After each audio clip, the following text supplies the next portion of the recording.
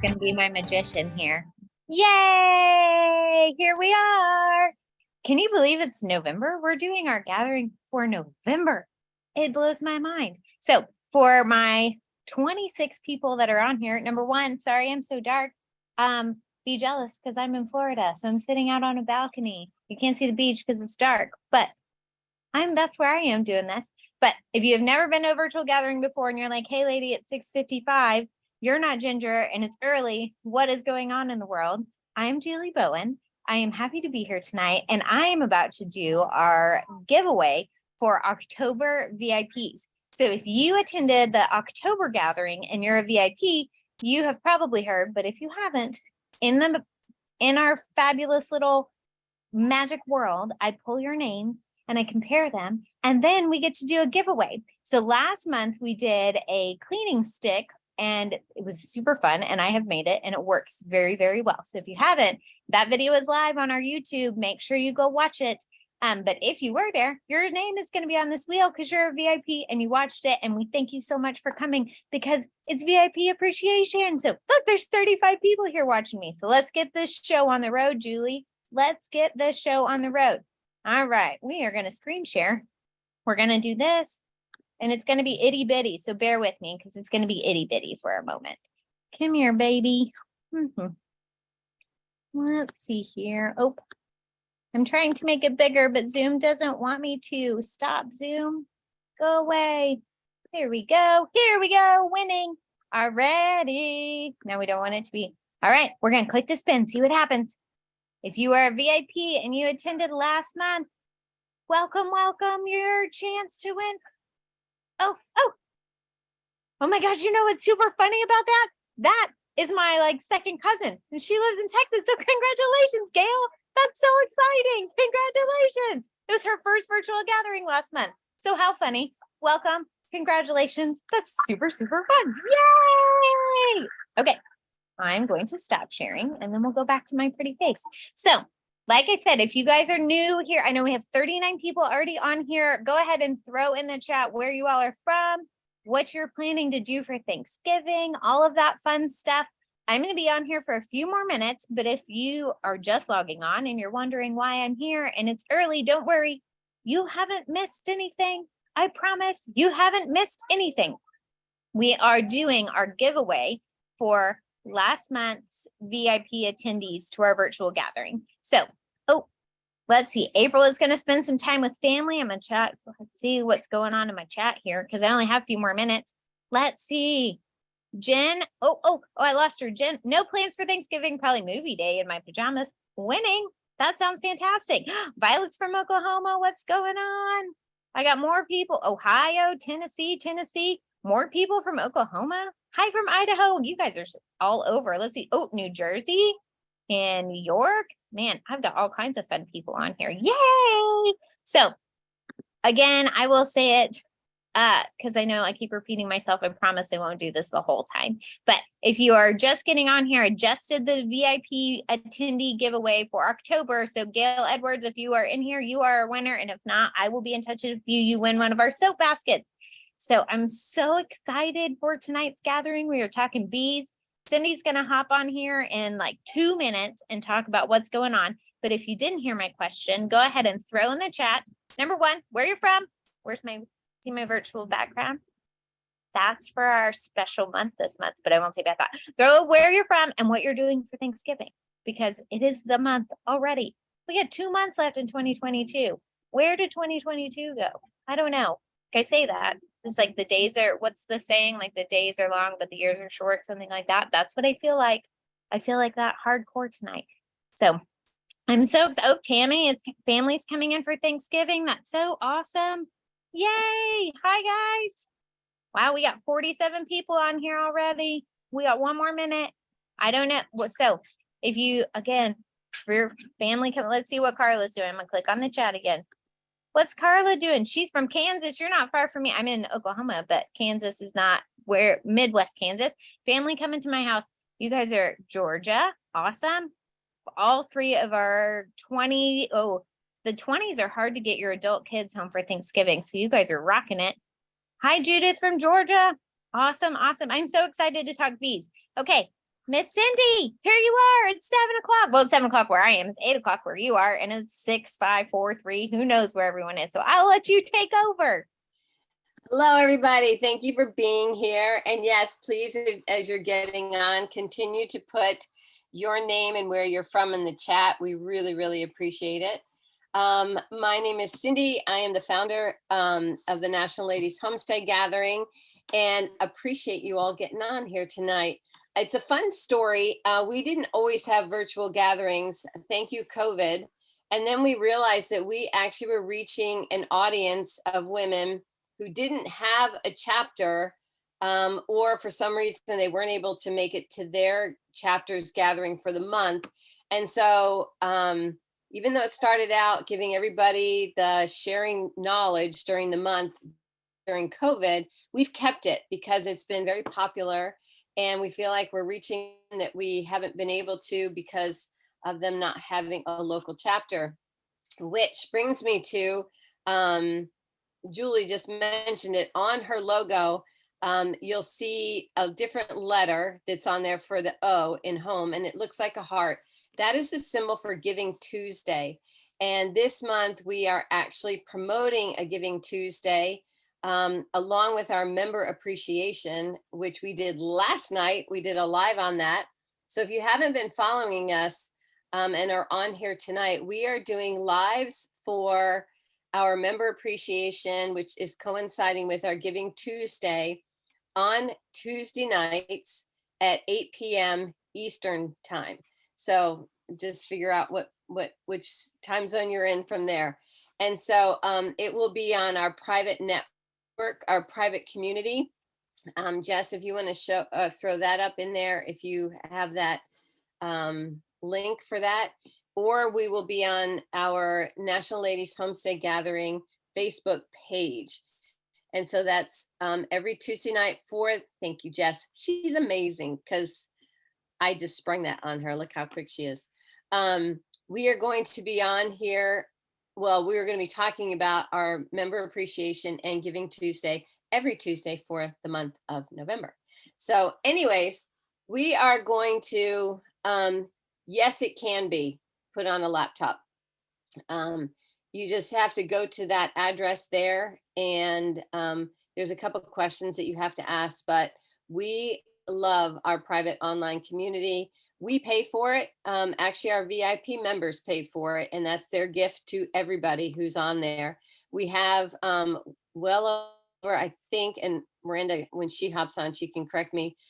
We have over 2,500 women that are on our private community. And since we pay for it, there's no censorship. So you can talk all you want about homesteading and ask all those questions that you're not allowed to ask on some other platforms, which we won't name right now.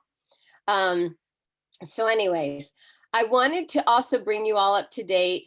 Ginger has been our face for our virtual gatherings for over a year.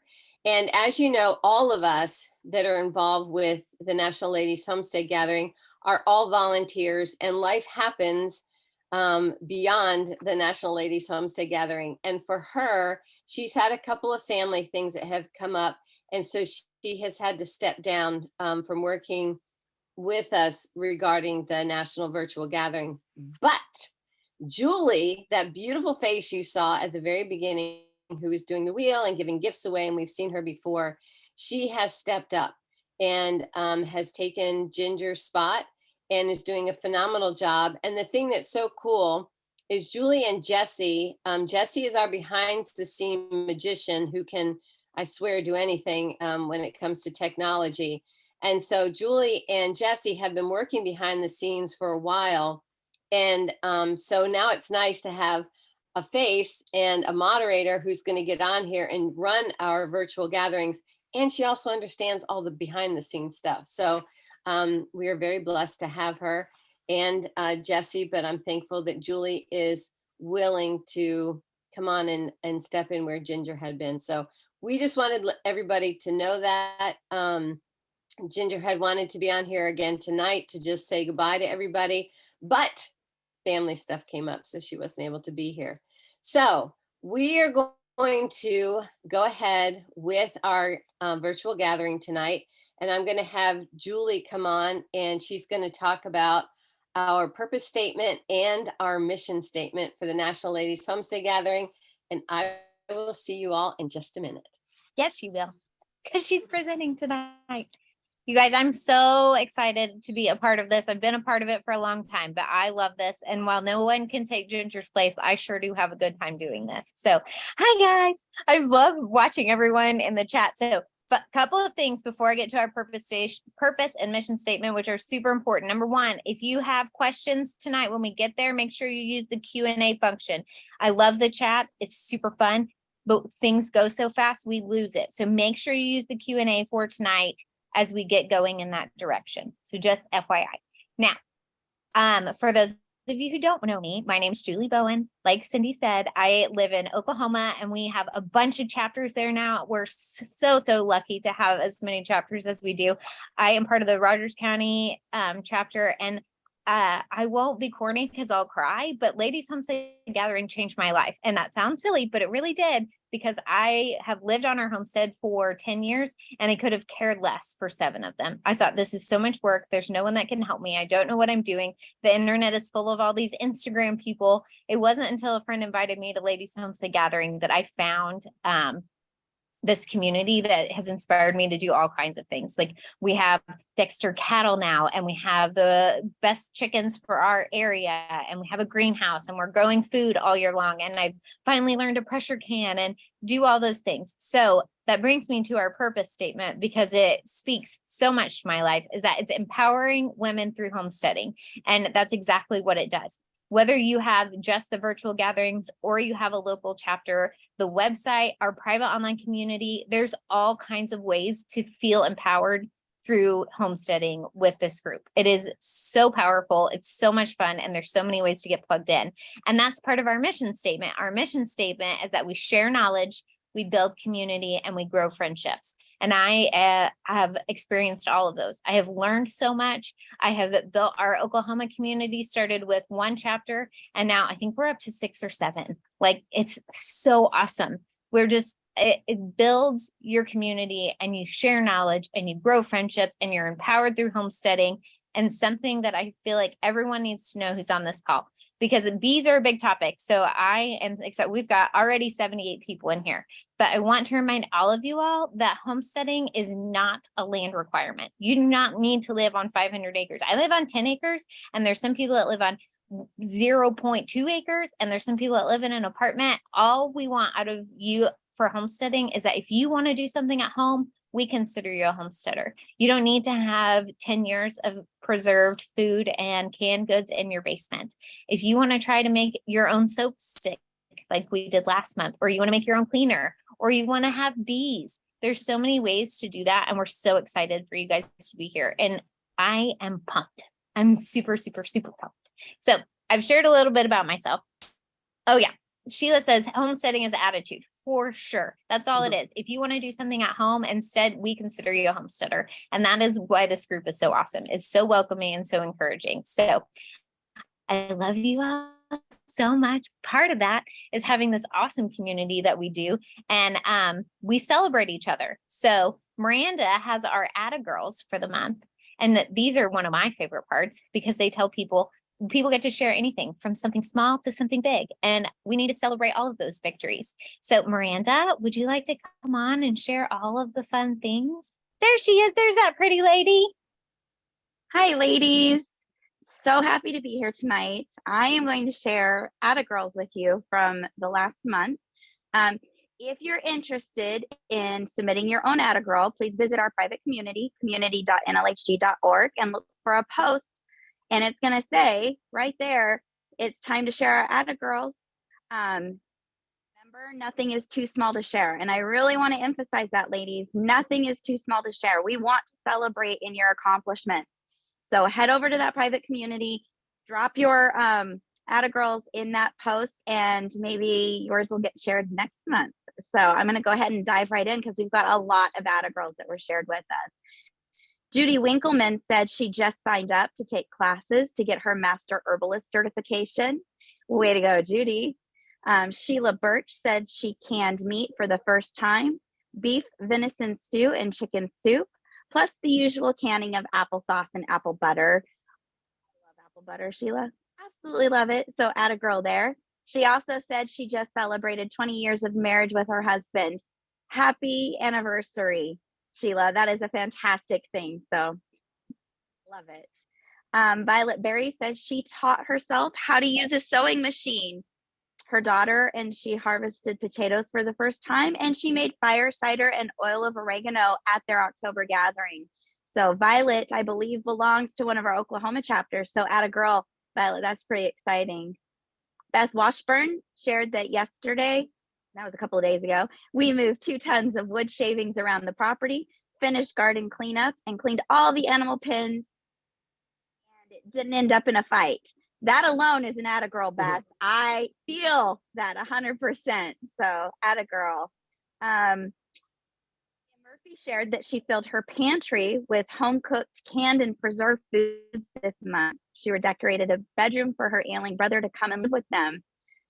She says she earned some money for her favorite charity, and they finally found their septic tank. She also started a YouTube channel. Maria, best of luck. I love this. Let's see. So many of these. I love these. This is my favorite thing to do. Even in my local chapter, I look forward to the Atta Girls all month, going to the meeting, hearing what people are doing, and clapping and cheering for each other. So I hope you're at home clapping and cheering, because I am super excited for these. Jacqueline Smith said she made baby blankets for her great nieces and nephews for Christmas. She canned some items and attended her first homesteading meeting. Amanda Jones said they laid out carpet in their sunroom and organized the pantry and freezers, got the garden beds cleaned out for work or for fall.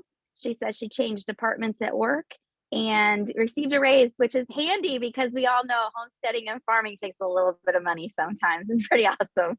Congratulations, Amanda. And then Karen Hart shared that she survived the first 4.5 of a 6-week chemo and radiation treatment. Karen, atta girl. I love this. And I hope you come in and update us on this. She says lots of help from her husband. They got 50 pounds of potatoes canned, 8 pumpkin pies made into puree or pumpkins, not pumpkin pies, pie pumpkins made into puree, and then are waiting to go through the freeze dryer. She says they're going to be working on getting a 1/2 bushel of apples made into sauce and apple scrap jelly. And then I've got one more to share. We've got Susan Martin said that they made 40 quarts of onion and vegetable stock, split and stacked 3 more cords of wood for winter, put up another 6 quarts of tomatoes from the garden, and put most of the garden to bed, planted 115 garlic cloves, all while fighting a couple of kidney stones. Susan, fantastic. And Susan is a good friend of mine. So I wanted to read that one because I'm going to come over for dinner one night soon, Susan. So be expecting it. All right, ladies, thank you for letting me share these Atta Girls with you. And don't forget, you can still head over and share your Atta Girl moment with us on our private network. So thank you. Thanks so much, Miranda. Those are my favorite. I love seeing them. So I am going to turn this over to Cindy here real quick, but I realized because I'm super excited that I didn't really explain what tonight is. So if you have never been to a virtual gathering before, number 1, welcome. Number 2, I'm going to move myself. So sorry if I make anyone nauseous. My bad. This is a webinar format. So we can't see you. We cannot see you, but we can see who's participating and we can see the chat and we can see our Q&A. After Cindy spilled all of her amazing knowledge, I want you all to really, really, really, really, really think about using our breakout rooms tonight. Number 1, because breakout rooms are super fun. What the heck is a breakout room? So our breakout rooms are an actual Zoom meeting that is after this. Jesse or I will put the link in the webinar chat. So you will not have to search for it or go to your email or go anyplace else. We will put it in the chat. You click on it, and then all of our breakout rooms are categorized by area. So you'll be in a meeting with women that are similar, that live in a similar region. That is so important because number 1, we're learning all kinds of new things tonight, right? I mean, that was part of it, share knowledge. So we're learning a bunch of stuff, but we all know that I'm in Florida right now. I doubt that keeping bees in Florida is going to be anything like keeping bees in Idaho where Miranda lives. I don't even know if you can keep bees up there. She's like an hour from the Canadian border. So I don't know. And the Cindy's somewhere on the East Coast right now, I think, because she goes all over the place. So breakout rooms are so much fun and so important because you get categorized by your area. And then we have some people in there called moderators. And our moderators this month all have bee knowledge. So are they going to be like the world's most experienced beekeepers and they know every answer? No. But do they have a lot of knowledge? Absolutely. So I really want you all to think about it and take advantage of that because that's more information. You also can connect with other women in your area. So really think about it. Our breakout rooms are so important and that's really where it's at. You can, I'm sure somewhere in the chat, someone can tell everyone how amazing it is besides me just sitting up here talking about it. So like I said, this is a webinar. After that, we'll drop the link and you can go over to the breakout room. I think that's about all I want to cover. So I think I'm going to bring on our amazing Cindy Ball and she's going to talk to us about these amazing things called bees. Come on, Cindy. Thank you, Julie. All right. Yes, we are discussing beekeeping tonight, and I have a PowerPoint. We're going to go through it quickly. I was laughing when they asked me to do this. Bees are my passion. I absolutely love beekeeping. I love sharing it. I love teaching it. Everything bees. I just love. It makes me laugh because my kids buy me gifts that have bees in them or on them or something. And so but I'm glad because I love it. One thing I wanted you to know is this is an overview. We can't get into a lot of detail, but we can talk about major things, especially if you're deciding to have bees. Now, the other thing I wanted you all to know is I am not offended for questions, for being interrupted with questions. I would rather answer your questions than just keep giving you information that maybe you're not looking for. Okay, so I'm going to start going through my PowerPoint, but please ask your questions on the Q&A, and then Julie can stop me and ask me the questions. Okay. Cindy, we already have a question wanting to know if the PowerPoint will be available later. I know normally they are, but I didn't check with you beforehand. Yes. I will. I may have to take some pictures out because yes, you can have all the information that's on there. Okay. All right. So share screen. And here we go. Sure. Y'all, I'm getting it. Okay. So it's basic beekeeping for tonight. What I thought I'd do is, why is this not moving? Oh, wait. Oh, there it is. Okay, the beginning. So what I'm going to do is tell you my story because there is knowledge to be gained in that. Some of it is what not to do. Okay, so that's why I'm sharing the story with you. When this was my farm when I lived in Georgia, and we built a homestead 18 years. It took me to get it to where it was when I finally had to leave. And then beekeeping was at the very, very beginning. There was a lady in the church that I was attending, and she said, "Hey, do you want to do bees with me?" And I was like, "I don't know, I'll try anything once." It wasn't high on my list, but it was definitely something I was interested in. So I went ahead, bought my bees, carried them home in the van like you do, set up everything, and was petrified. There were 50,000 bees in one of those boxes. And I thought, I am not going in there, because they buzz and they have the potential to sting me a lot. And so we were going to do this together. And she was so excited because she'd been wanting to do bees for a long time. And then she up and moved. So there I was with 2 hives. So 2 colonies. Colonies are the bees that live inside. The hives are the actual hardware or the wooden building that is what they live in. Okay. And so I went and I found a local group, a beekeeping group, because I thought I've got to find somebody. I was looking through books. Books are great, but it's not like getting into a hive. And so I went to a group. It was all men, all older men. I was by far I was the only female and second to youngest human being in the room.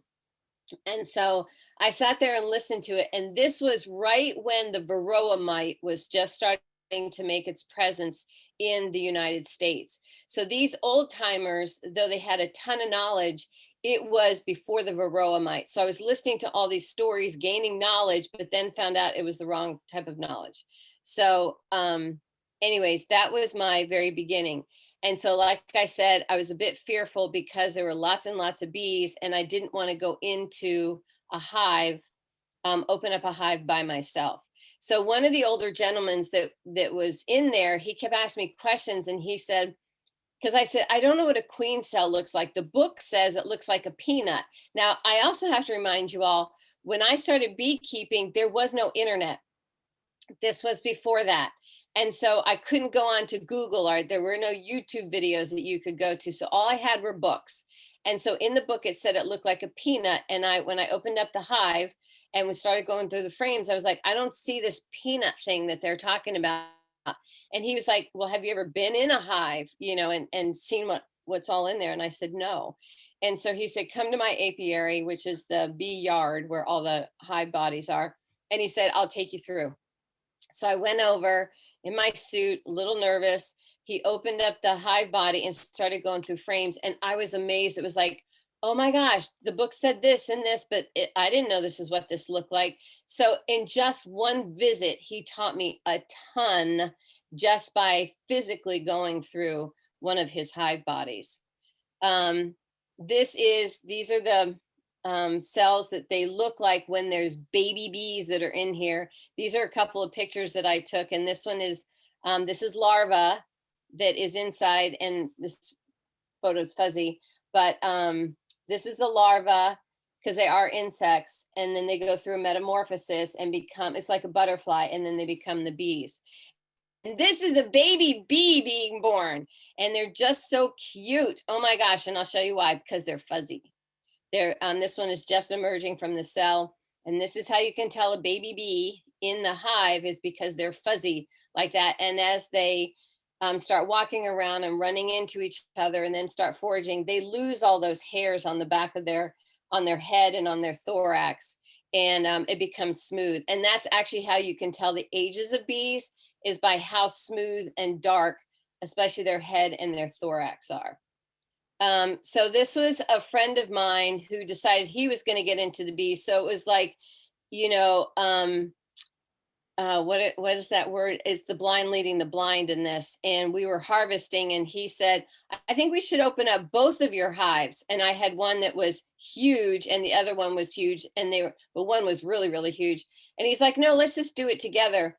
We ended up being chased by the bees through my pasture to the back door, had to hose down each other because there were so many bees and we had so many stings on us. So this is why it's important to know at least a little bit about what you're doing before you attempt things, because it could be a problem. See how high this one hive is? And he was like, no, we can just take the tops off of all these and harvest them at once. He didn't know anything.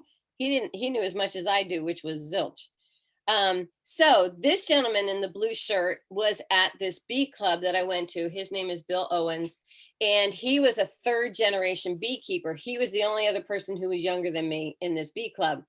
So I got to talking with him. His dad came out, looked at my farm and said, yep, you've got plenty of food here. He could recognize trees and some other plants that the bees would forage for. And so Bill came out, or I talked to Bill when we were in class or at the club meeting. And I said, look, you have all the knowledge. I know how to set up a classroom and how to get people there. Will you come and teach beekeeping at my farm? Because by then I was running an educational homestead. And he was like, sure, I'll come. And so he showed up, I paid him, and he taught. And then that was it. And we would take the students out into the bee yard. Well, we taught together for 8 years, and then I started just teaching by myself. So I've been beekeeping since 2003. And Bill was amazing. His philosophies became my philosophies after listening to him and then research that I had done on my own.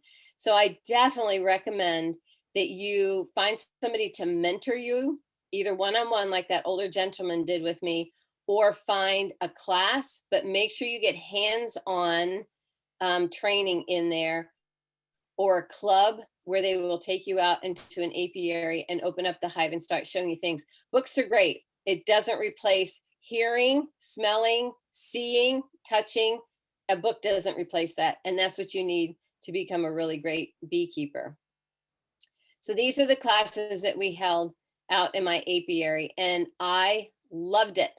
Love teaching about beekeeping. This is a bumblebee. It's important for you to know the different varieties of bumblebees and bees that you have around your area. A lot of people will mistake them, but your identity is critical, especially if you want to be a beekeeper, because people are going to ask you all kinds of questions. My favorite is when I would get calls and they'd say, I have a swarm. And it would be yellow jackets, a nest of yellow jackets. I was like, wrong insect. This is not one that I am going to mess with. And some honeybees do have cavities in the ground. It's very rare, but it can happen. So that's why you do want to check it out, or have them send you pictures. That was my favorite, was just to have them take a picture and send it to me.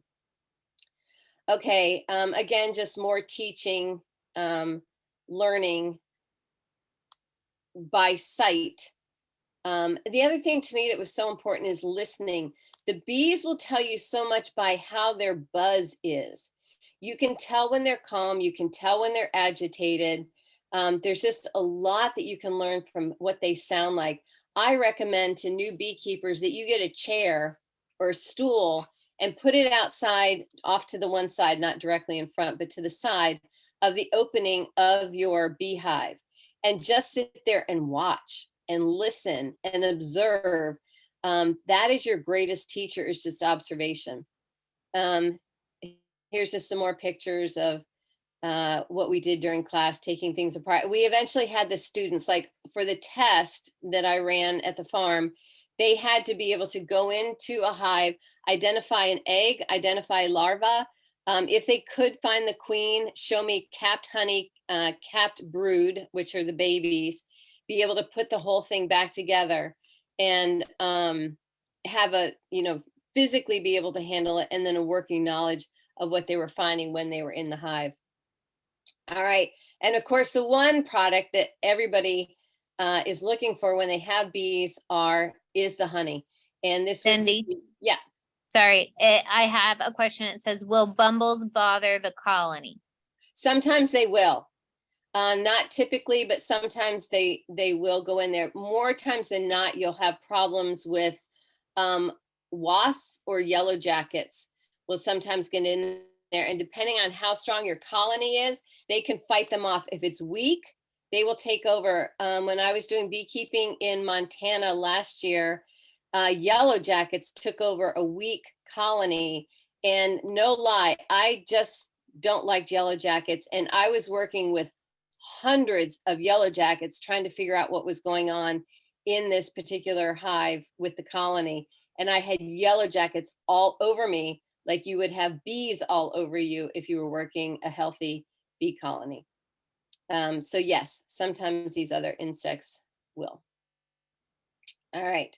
So products, a lot of times people get into beekeeping for honey. I run a soap business and I use honey and wax in my soap, salves, lip balm, lotions, wax, pollen, royal jelly. So there's lots of products that come from the hive. And that's another thing to be aware of. Most people assume, or they are getting into it just for the honey, but there's a lot of other side businesses or products that you can come up with from the hive, or what the bees are producing. One thing that's really popular now is propolis. I'm a huge proponent of propolis.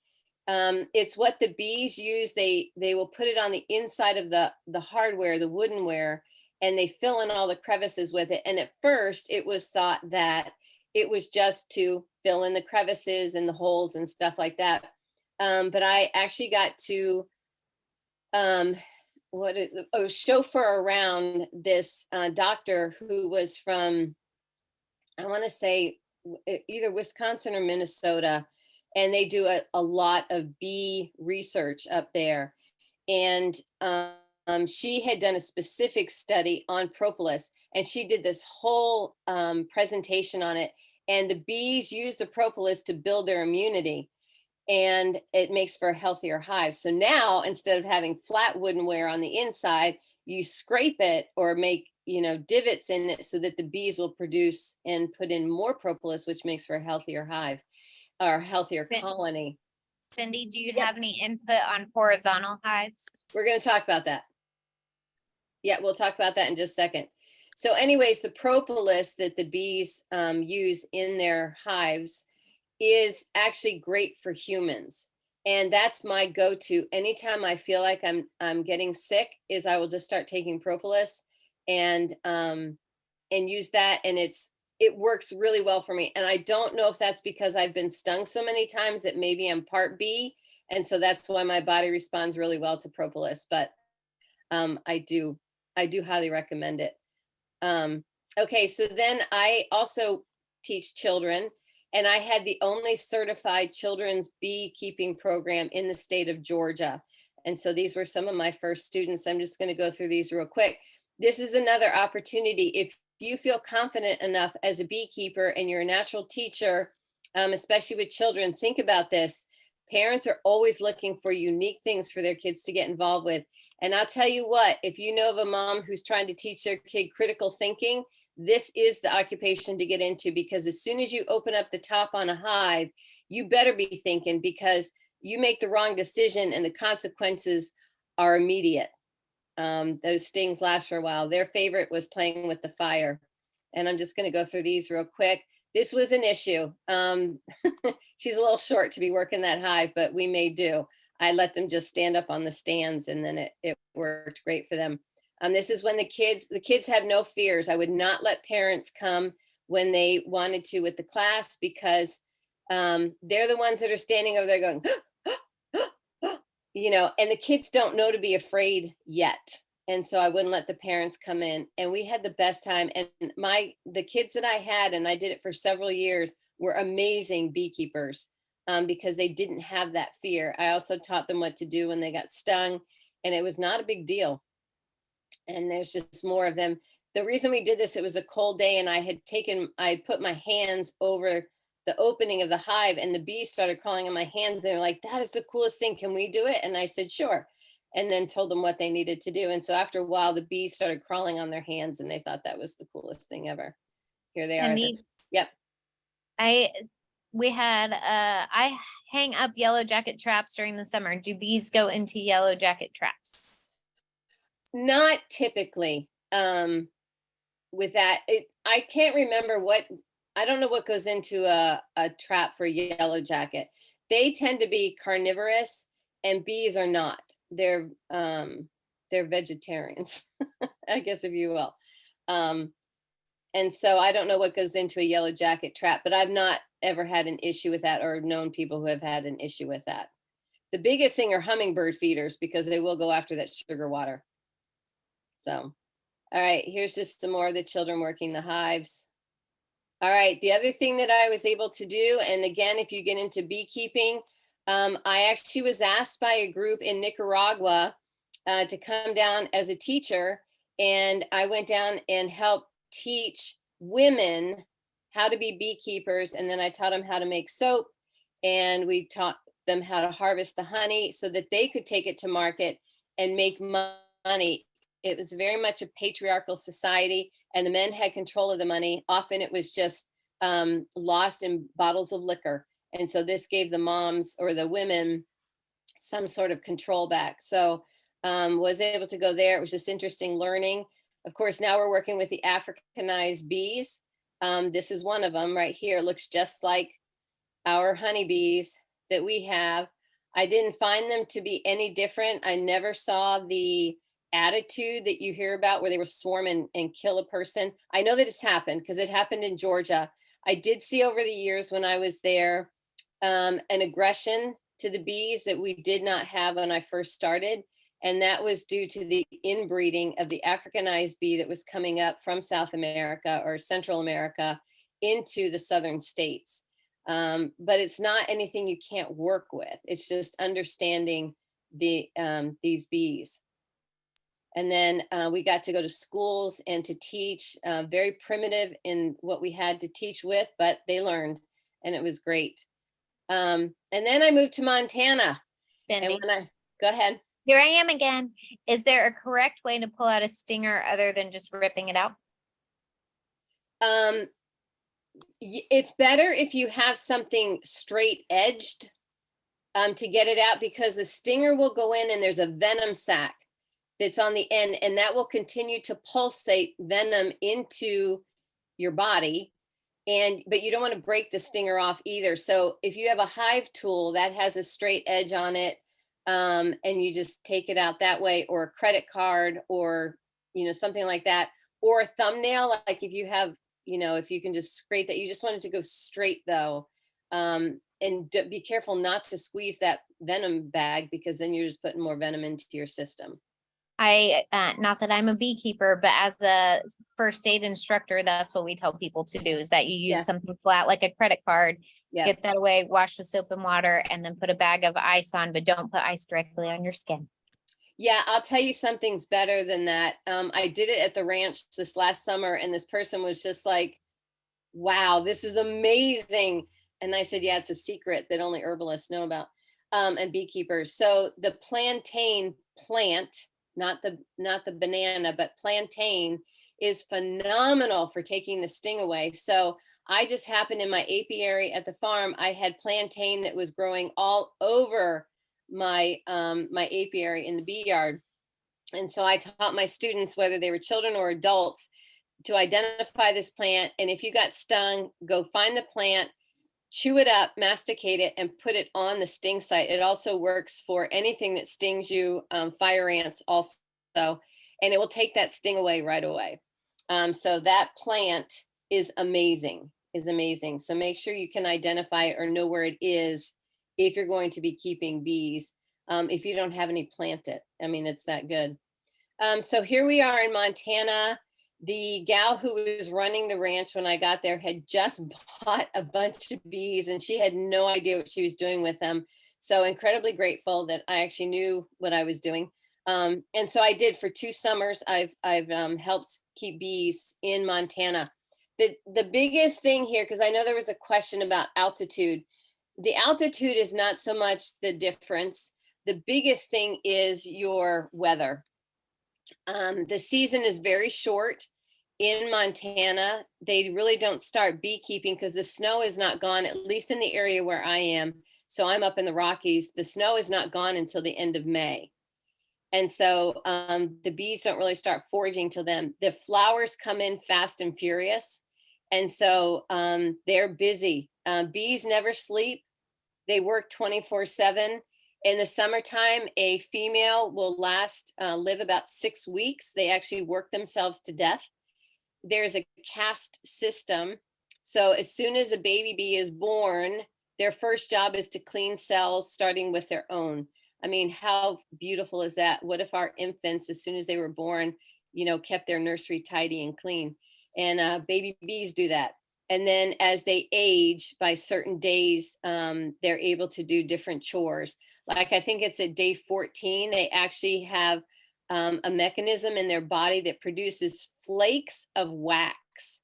And that's how they build out the comb, is with these tiny pieces of wax that their body produces at a certain age. And then once they get past that age, they don't do it anymore. The last stage that they are able to do before they die is they are the foragers. So that's why we like to work the hives during the hottest time of the day. Usually from 10 to 2 is when you want to inspect your hives, because all those cranky old ladies are out foraging.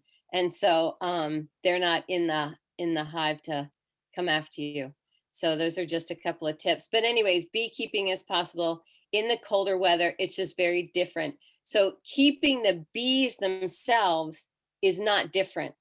It's how to take care of them for the different environments that is different. We also have serious problems with bear. One of the hives that I was helping to take care of, as soon as we put it, we harvested the honey. The honey was amazing. It was a taste I'd never had before. It tasted like buttery popcorn. And when we asked other beekeepers in the area, there's a certain grass or grain that they grow there, and that's what gives it this buttery pop. It was so nice though. It was really wonderful. And so we put the boxes back on, and sure enough, next day a bear had gotten into it because he could smell the honey that was in there. So bears are the biggest issue. Some of the other rural areas, you know, they've known to have skunks that will come in and get into them. Mice, of course, in the wintertime will try and nest in them. So just being aware of the predators or the animals that are around there that could bother the bees. And of course, snow and heat. When I first started, I had read a book, and it talked about, you know, the winters. Well, winter was winter to me. I didn't realize, you know, it's like, yeah, but 30 below is different than 30 above. And so in Georgia, it didn't get that cold, but I had read winter. And so I started putting hay bales around my beehives and wrapping them in plastic. And somebody came by and they said, "What are you doing?" And I said, "Well, I'm preparing for winter." And they said, "You're going to kill your bees because it keeps them, it takes them to a heat level that they shouldn't be at. And so then they do fly and hit that frigid air, and then they would die." Whereas in the winter time, everything is cold, like in Montana. And the biggest thing is you have to keep them from getting too much moisture inside, because that's what can kill them. So anyways, you just have to know where you are for that. So, all right, where do you start? Here's just some basic things for you to think about if you're seriously looking at getting into beekeeping. Do you want to nuke, a package, or catch a swarm? This picture is a swarm. This is natural. The bees naturally split in the springtime. That's how they reproduce themselves. The old queen leaves with about half of the colony that's in there. A new queen stays with the rest of the colony, and the swarm goes off and finds another place to live. A nuke is short for nucleus, and typically it's a 10 frame in the Langstroth type setup. And a nuke is 5 frames that comes out of the middle. A nuke should have brood in it. So you should have cat brood. You should have eggs that are in it, a queen, and a whole bunch of bees, like thousands of bees should be on these 5 frames. So basically you're just taking a mini colony and you're putting it into another box at your house. That's the best. That is the most successful way to start bees, is buying a nuke from somebody. But make sure that it's somebody who's reputable, because sometimes people get into it and they don't give you everything that you're supposed to. And if the, you know, buyer beware, if you're not aware of what's supposed to be in that nuke, like brood and eggs and a queen and food and all that kind of stuff, then you'll pay a lot of money for nothing. And the other one is the package. So they actually will ship you bees in the mail. Georgia is the #1 exporter of bees, the actual bees. That's something that's difficult if you're in the colder climates, because Georgia is a major exporter. You have to be careful. You have to know where your bees are coming from. So if you have bees that have only lived in the South and have never had to deal with the colder temperatures, they don't do as well. So it's better to find somebody in your area who may make up a package for you. So in the package, all you do is, it's a screened box and it has thousands of bees in it and a queen, and that's it. So you have to have their home already set up for them. You have to feed them. It takes them longer because they've got to pull all the comb and get their house set up, essentially. And then the queen has to start laying eggs. It takes months for this one to get started, where the nuke is just like, you're just transporting it from one place to the next. Okay, the next thing. So this is the Langstroth. This is most typical that people get into, is the Langstroth. I'm not going to go into his story, but it was a priest or a preacher or something like that. And he was the one who'd studied bees so much and figured out their bee space and all the dimensions that they should have. And so this is what that equipment looks like. This is what a Langstroth hive looks like. Do not fall into this. I was told at first, no, you can only have white hives because that's what everybody's always had. Nope, you can paint them any color you want. They do not recognize the color red. And the thing that's nice if you paint your hives like I painted mine, they start to be able to recognize the pattern that's on the front of it so they know which hive is theirs if you have them all in a row like I did mine. This is the horizontal hive. Now, this is, there's a Kenyan, and then, shoot, there's one other type, and it depends on if it's a flat bottom or a V-shaped bottom. I did run a couple of horizontal hives. They're super easy. Now, for consideration, if you want honey, go with the Langstroth hive. If you want a lot of wax and you just want bees to be able to pollinate and not do a whole lot with them, go horizontal. Horizontal is very easy to do. It's also very inexpensive to get into because you basically could take a barrel, cut it in half, have an entrance to it, be able to put some, if you just even put a board and rubbed wax on the bottom of it, the bees will fill it out. They'll build their own comb for it. These, the ones that we built, happen to be Langstroth, and this may not mean a lot to all of you, but those of you that are beekeepers, this one was Langstroth brood-sized frames that we put in here. And so they're all the same size. And then the bees will just work it, instead of going up and down, they just work it horizontally. So they just want to know where the frames are or where they can put their honey and lay the eggs and raise bees. So this is the horizontal. This one also produces a lot of wax. So if you're doing a lot of side products like with candles or using a lot of wax or just selling the wax, this is a great one to get into because it produces more wax than the Langstroth does. All right, so here are a couple of things. If you're looking to get into bees, this is what I highly recommend before you purchase anything.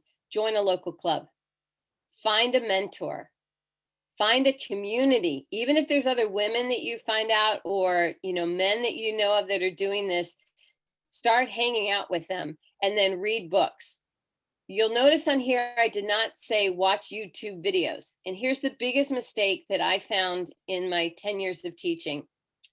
People would watch these videos and think that they knew exactly what they were supposed to do. And then you'd find out they were in Georgia and they were watching a YouTube video from Maine. The way they keep bees in Maine is way different than the way they keep bees in Georgia. So don't watch these videos unless you know it's somebody in your area that has produced this. Even within Georgia, it was different.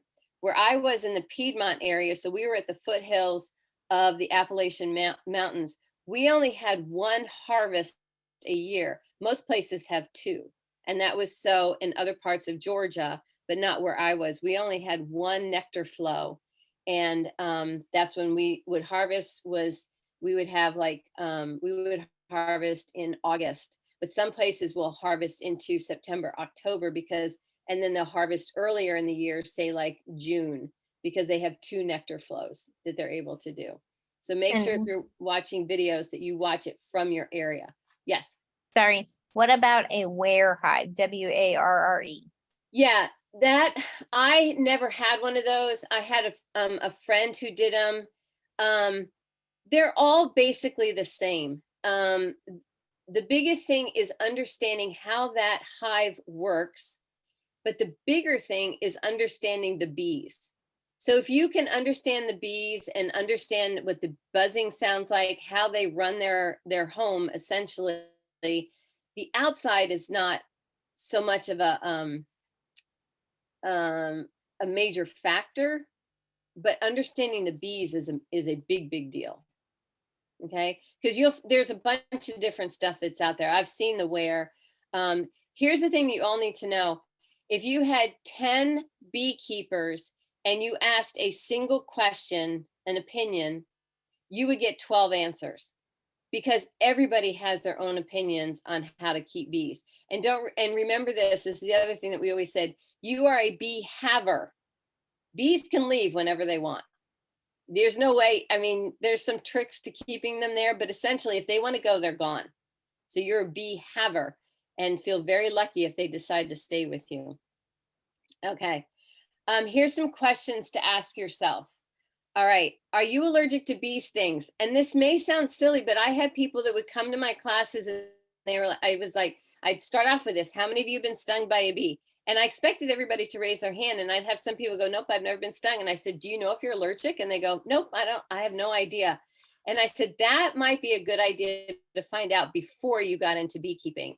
And so my recommendation is, if you know a beekeeper, have them come along, grab one of their bees or a couple bees in a jar, go sit in the hospital parking lot, and then have them sting you with it. And if, no anaphylactic, you're good to go. Everybody swells. The difference if you're allergic is when you start feeling it in your throat and your throat starts feeling like it's closing up. Then you're allergic, but everybody swells, and that most people think they're allergic if they swell. Everybody swells. I remember the day when I got stung and I didn't swell, and I was like, finally, I'm a real beekeeper. It was a couple of years and a lot of stings, but I did get to the point where I wouldn't swell anymore. The second thing is, what is your reason for beekeeping? Are you doing it just for pollinators? Which is a great thing. I had students that came just because they needed pollinators. They didn't have anything that was showing up to their vegetable gardens. Do you want to build a business out of it? Is it just something you've been fascinated with? But figure out what is your reason for doing the beekeeping, because it will make a difference on how you approach it. Is this a hobby or is it going to be a business? What products are you wanting to sell from it? Like I said, if you're doing a lot of stuff with wax, you might want to go to the horizontal hive. If you really are focused on honey and doing that, then look at the Langstroth. Are you patient? This was the thing. I would have beekeepers that would come in and go, I'm going to have, a stand at my farm and sell all my honey that I get next year. It doesn't happen like that. Typically, it's at least 2 seasons before you see a lot of honey. Because don't forget, while you're building up your bee yard or your colonies, they need that honey first in order to live. You don't want to be feeding them white sugar. You want them to have the best, which is their own honey, and that's what they use for food in the overwintering. So make sure that you realize that you're not going to see a profit on this for at least 2 years. Sometimes it takes longer. Do you know any other beekeepers currently? If you do, go over and ask if they will take you into the hives and just see how you feel around it. That was the one thing when we were working in Nicaragua, we call them peppery. I told my students, if you had any hives or colonies that were aggressive and they like ping you constantly on your mask, it's just bing, ping, ping, ping, ping. That may drive some people crazy. You have to be able to tune that out. If you have children, then you know what it's like. It's mom, mom, mom, mom, mom, mom. Well, that's what these bees are doing the whole time. It's like mom, mom, mom, mom. And so if that doesn't drive you crazy, then that's good. Yeah, try and go in and see some bees. Will children be working with you? I had other moms that would join and say, oh yeah, my toddler's going to be with me whenever I go into the yard. And I was like, I might think twice about that. My kids knew that when I went into the bee yard, it was my don't bother mom moment, because who knew what was going to be happening when I was up there. So if they called me on my phone or they yelled to me from the porch, I wouldn't answer them, because it was like, I don't want to piss these bees off, because I don't want to be stung and I don't want to bother them like that. And so you'll just have to wait. If you've got children up there with you, make sure that they can pay attention, listen quickly, and understand that they may get stung. It's a very real possibility. Are you going to be beekeeping by yourself? These hives, when they get full of honey, are heavy. And there's different sizes of these boxes. They're called supers. And some of them can weigh up to 60 pounds. Can you lift a 60-pound box at chest level above your head to get it off of some of these hives and move that? Or do you need to bring somebody else in to help you? I taught my children how to do beekeeping, and so they would work with me. Or I would have a student who wanted extra time in the yard, and they would come over and help me. But that is something to consider. It's not that it can't be done, for sure it can, because I did it for years. But you just need to be aware of the heaviness of some of this stuff, and sometimes it's just nice to have an extra pair of eyes when you're out there working. How close are you to your neighbors? Neighbors sometimes can be that that, you know, and you think, why did I ever get into bees? Because the neighbors are just so annoying about it. Any bee, they say it's your bee. And I finally told mine, I said, no, mine have pink bows in their hair. So if it doesn't, it's not mine. Of course, they knew I was teasing, but then when they got better crops from their summer gardens, then they were super happy that I had bees. But I had up to 30 hives in my bee yard. And so, you know, there was a lot of bees that were around there. Is there enough forage for the bees? That is something, if you know somebody who can tell you what kind of food is available to your bees, have them come out and look. You don't want to bringing bees into an area that's a desert, you know, for them. Bees will forage up to 5 miles away. So they will travel 5 miles for food, but it also wears them out. So it's better to have food close by. Will you use chemicals or be all natural? This is a big debate.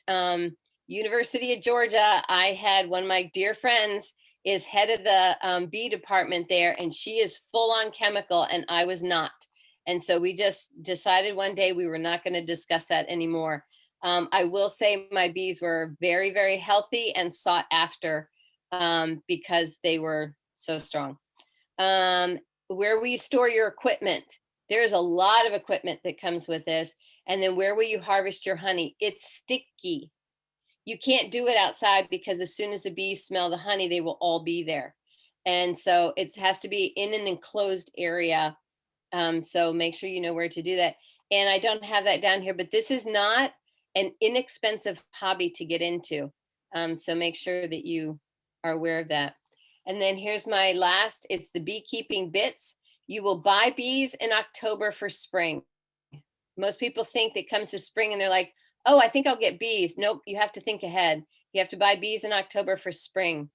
You need to go into a hive with another beekeeper before purchasing. Don't buy anything until you can get into a hive with another person and just see how you feel about the whole thing. Sting yourself if you've never been stung before purchasing, so you don't spend all this money and then realize you're allergic. Consider the cost, because like I said, it is costly. It takes at least 2 seasons before you start seeing a profit. Check the laws in your area regarding bees. It's different from state to state. Sometimes it's county to county. So make sure you check the laws in your area. And then really the most important thing is find a community of other beekeepers so you have a place to go and ask questions, and they are in your area so they know what the environment and what the weather's like and all that. So I think that was my last one. Yes. So Hey. there it is. You got 2 questions. Okay. Will bees die if neighbors use pesticides? They will. And- Go ahead. And then how much would you say it costs to get started? Oh gosh. Well, just to get a nuke, so to buy bees, it's about $200 for that. And don't forget they're insects, and they're all controlled by one bee, the queen. So if she dies, you can potentially lose the colony. So anywhere from $150 to $200 for the bees. It's about $300 for the woodenware. And then you've got to consider your clothing. You need to have a bee suit going into, and some of your tools that you have to have. So like I said, it's not inexpensive to get into. And then harvesting is a whole nother issue. There are less expensive ways to harvest honey. But if you're going to get into this, you know, like a bigger hobby, that kind of stuff, then you need to start like buying an extractor and the knives and the jars to put the honey in and stuff like that. Was that the only other question? That's all I got for right now. If you guys have anything else, shoot it in the Q&A. If not, I'm going to put my pretty face back up here. Yeah, go. Here I am. Yay. Cindy, that was awesome. Thank you so much. That was fantastic. You're very welcome. I'm so excited. Okay, so a couple of things. Number 1, Julie got so excited she forgot to do the poll for this evening, and that's supposed to be done at the beginning. So before I start giving things away, I'm going to do this poll. we love doing these virtual gatherings. They're so much fun, but we want to make sure we're giving you guys pertinent information. So all of our VIPs received an email a couple of months ago about what topics would they like. They get to give us specific topics. You guys get to vote on specific categories because I want all the input everywhere. So I'm going to launch this. Let's see. Here we go. We'll see what happens. We're going to figure out what kind of topics you guys want. So you get a chance to vote. So far, no one's voting. I feel so alone in the world. There we go. Herbal there. Now they're coming in. Now I feel a little bit better. Herbals. Oh, there's like 3 that are neck and neck. This is so exciting. It's like, I guess if I like watched horse races ever, maybe this is what it's like because the little lines are going back and forth, back and forth. All right, we've got herbal, DIY, gardening, foraging, homemaking, animal husbandry. We got a lot going on. A lot. Okay. I usually leave it up for a minute. So I got 15 more seconds. Nothing's happening anymore though. So I'm going to say we're almost done. Oh, nope. More's happening. See, I just have to say words. I just have to say words. I will give a shout out to all of my moderators. If you are still on my happy little call, if you will hop over to my breakout rooms, that's just for the moderators, not for all my pretty people participating right now. Okay, here we go. We're going to end it. And I'm going to share the results, which are kind of fun. I'm liking this. So we got 61% for herbal, 50 for DIY, 56 for gardening and foraging, 27 for homemaking, 36. Well, at least I know what I need to be looking for when I meet with Cindy this month, right? That's super exciting. Yay. Okay. There we go. I'm going to stop sharing. I'm going to put this down. Okay. So like I said, not everyone's been on a virtual call. So if you feel like I repeat myself, that's just part of it. Welcome. You get to hear me say it, different verbiage every single time. We're getting ready to give stuff away. Yay. Okay. So if you weren't on earlier, the October VIPs got something. They got a soap basket from our presenter last month.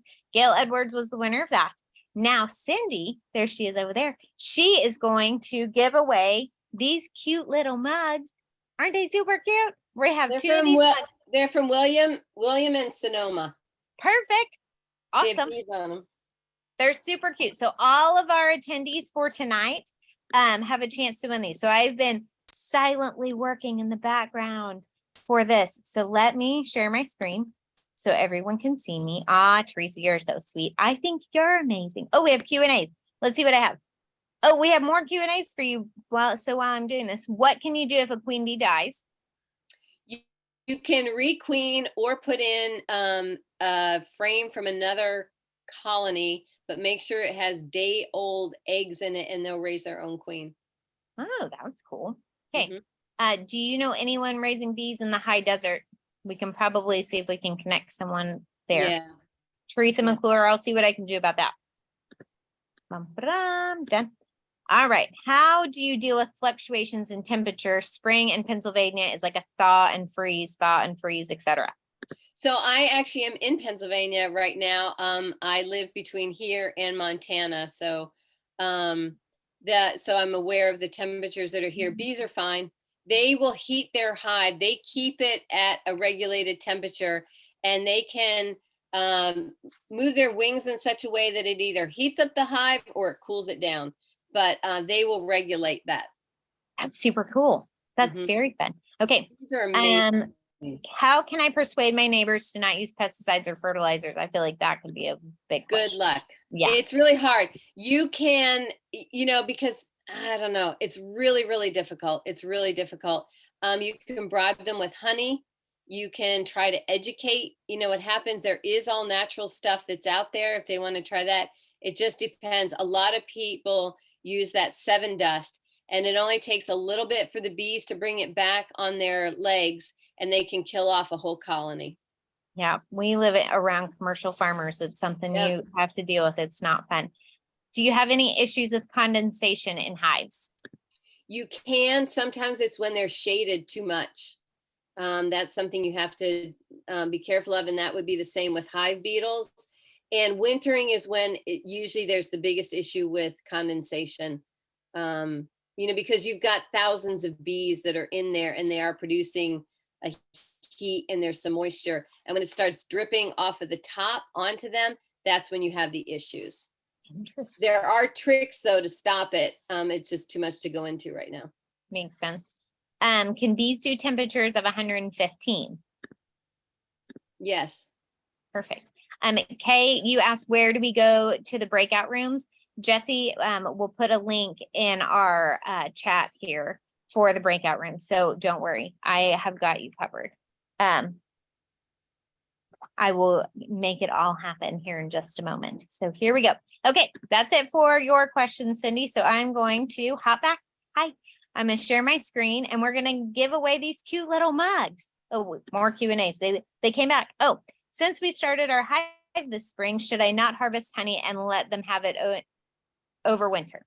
True. Let Okay. them have it all. Now, it's so hard. So take a frame or something like that because you did earn it.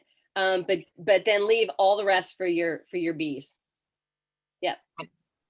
That makes sense. Do they need shade in summer or is it good to just have them in the sun all year in North Idaho? In North Idaho, you can keep them in the sun. That makes sense. Yep. Okay. Answer live. Woohoo! Okay, now we shall give mugs away. I'll start a bee question post. Okay, so in our private online community, Miranda is going to start a question about bees. Thank you so much for that, Miranda. So if you all are not part of that, make sure I'll drop the link. I got so many links. I'll make sure it happens. Don't worry. But let's share this and Miranda will get our post going. Here are all of our attendees for November. Let's share this. Here we go. Full screen. All right. So I have been typing your names on here. So let's see what we got. Who's going to be my winner? Who's going to be my winner? Oh. All right. Tammy. Congratulations. Yay! All right. Congratulations. You get the super cute little mugs. Hi, Tammy Doxson. Dox. I'm probably going to say that wrong. Doxson. I'm sorry, Tammy. It's not you. It's me. It's me. I will get you the name. It's Doxzen. Okay. Thanks. But I'll get it for you. Yay. That's also the reason if you guys think I'm insane for asking you when you register for these to put your address, that's all we use it for. I don't use your address for anything else other than to send you happy stuff. So make sure you fill out that address because I had to hunt people down last month. I'm a good hunter, but I don't always like to do it. Okay, now we have a super fun wheel, which has over 600 names on it. We have so many VIP members, which is so exciting, but there's over 600 names on here now, so you can't even read them as I go. These people are all of our VIPs, whether they attended tonight or not. We are so thankful for your membership. These VIPs are going to win some honey that I find down here in Florida. Cindy told me that the orange blossom honey down here is awesome. So I already went and bought some today so I could try it. And it's amazing. So I got an extra tube and I will ship it to whoever wins on this one. So let me share my screen again. We're going to do this, share. Like I said, you can't even see it. I mean, look at all those happy names. I got to be ready with my camera or I'll miss it. I can't write things down that fast. Some names in there. Amy Stone, thanks. Yay. So I will be sending you. There we go. Awesome. Awesome. There we go. Now, for all of you VIPs that are still hanging out with me right now, number one, thank you for still hanging out with me. Number two, we have had an awesome donation from our amazing Jill Wolf. She is on the executive board and I just think she's amazing, but she has donated an electric honey knife. So because of all of the logistics behind the scenes, I can't run that report from Zoom, compare you to our VIPs because we have 600 of them. We have so many people in here tonight. We had over 80 in here tonight. So thank you ladies so much. That I will do here. At the beginning of next month, you will have the opportunity to win that. And I will say this, ladies, if you are not a VIP member right now, I'm on vacation. It might take me a day or 24 hours or 48 hours to run that report. So you can always go become a VIP member in the next little while. And I won't know the difference because I will just pull that report and I will compare the names. So just saying, just saying. All right, I am going to now, where's my chat? Come here, chat. Here we go. Let's send this happy little link to everyone. Oop, maybe Control V. Oh, I didn't copy it. That's not going to help us. Come on, Julie. We can't paste a link if it's not copied. Do, do, do, do, do. 1, 2, 3. Come back, chat. Where are you? There you are. Here is, come on, Julie. There we go. There's our breakout room link. Ha ha. I got it. There it is. So you click on that and you all will go over. If you can't figure out how to join a breakout room, don't worry. My bouncer, an amazing person, Jessie Reed, is over there. She will get you bounced to whatever room you need to go to. And like I said, all of my moderators have the knowledge. It should be really helpful. And you guys are so sweet. I see all these thank you messages. You all are so, so, so sweet. Thank you. You're amazing. Let's see. More. Thank you. Oh, you guys are so sweet. We are happy to do this. We so enjoy this. We so enjoy it. Yes, we do.